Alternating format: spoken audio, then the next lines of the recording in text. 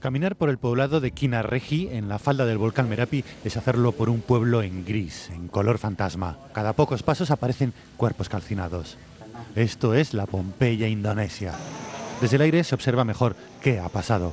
El Merapi vomitó una nube de gases y cenizas ardientes, un flujo piroplástico similar a una luz que arrasó la selva y la aldea, que abrasó instantáneamente todo lo que tocó.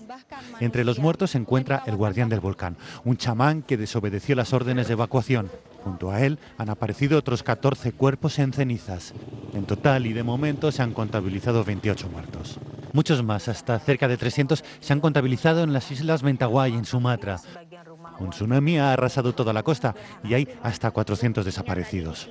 El mar se ha introducido 600 metros tierra adentro, arrasando todas las edificaciones, que en esta zona están construidas con materiales muy endebles, madera y palma. Varios surfistas españoles que están en el área se encuentran bien. Pues el tsunami había arrasado y que muchos del bosque, pues ya a 200 metros estaba todo pelado.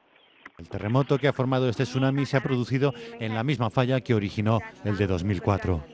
Las ha grabado un superviviente con un teléfono móvil y en ellas se muestra lo poco que queda de una aldea de las lejanas islas Mentawai, apenas 2 o 3 casas en pie.